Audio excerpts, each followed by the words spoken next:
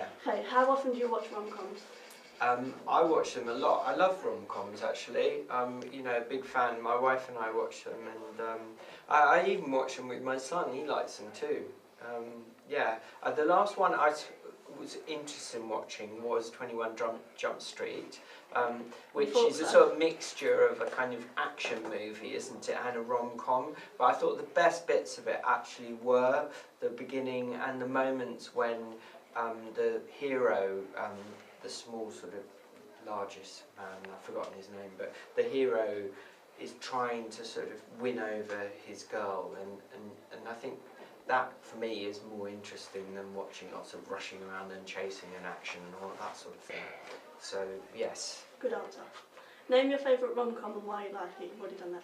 What makes a good film opening, specifically a rom-com? Can I talk about my favourite rom-coms? Actually, I haven't named my favourite rom-com. My favourite rom-com is by a director called Woody Allen, and it's called Annie Hall, and I think it's one of the best films ever made. And it was perhaps the first genuine sort of modern rom-com. There have been lots of sort of Hollywood rom-coms from the 50s and 60s with Doris Day and Rock Hudson, but they generally sort of been quite stereotypical. You know, the man's the tough kind of action guy, and the woman's sort of a bit sort of flirty and has to be won over in some sort of way.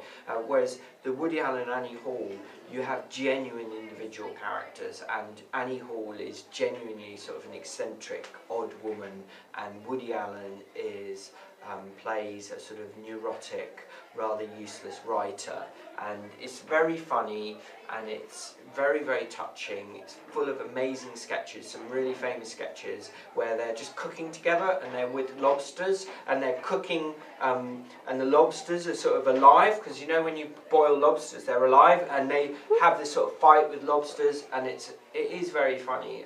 There's a lot of bits in it that are very funny. Sounds so. good. Okay. Okay, who would you say is the target audience for a rom-com? Well, I mean, that's a big thing, you know, people like me, sort of middle-aged, you know, sort of people often like rom-coms. In fact, another favourite rom-com I watched was called Playbook Silver Linings, which is about a man who's struggling with mental illness, and he wants to win back his wife. He's got out of mental hospital, and he meets up with Jennifer Lawrence, who's from the Hunger Games, and the relationship is a very troubled one because she's a sort of sex addict. It's an adult film in certain ways. It's not pornographic or anything like that, but it's like, you know. Anyway, yeah, it's really it's a really great movie, and my wife and I watched it, and we thought that was great. How do you think rom-coms appeal to the target audience? Well, I think the idea of the boy or the girl winning over the opposite member of sex, or you could have like gay rom-com, couldn't you? We haven't gone into that yet.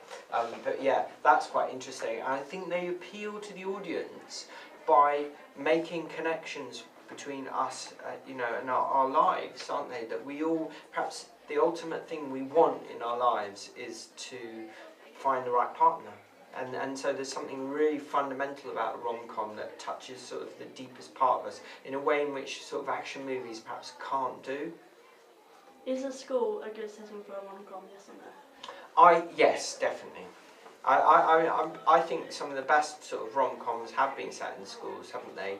I was thinking, like, you know, just even a movie like Back to the Future is actually a rom-com, isn't it? Because it's Michael J. Fox trying to win over, you know, there's a sort of love interest in there, and you do have it's set in a school, and although it's a time travel and all sorts of that involved, there is that element. Oh, and another really good time travelling rom-com is Peggy Sue Got Married, which is a really great one. So, you know, yeah, what was the question? Alright, in our rom-com opening, what settings do you suggest we use? Well, I mean, I suggest that you use the ones you are most sort of interested in.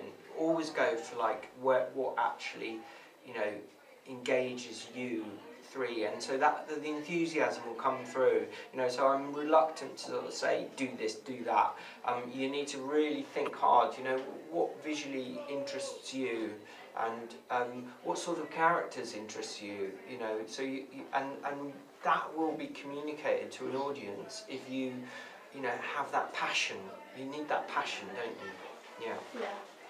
Do you know anyone who would be willing to act, and would you be willing to act? Yeah, I'm willing to act. I'm always willing to act. I'm a frustrated actor. Yeah. Obviously, you know, I have to be given a script and stuff like that. Yeah. But we write you a script. Okay. Yeah. Yeah. No, I'm happy to act. Yeah. Thanks, sir. That's it. Okay.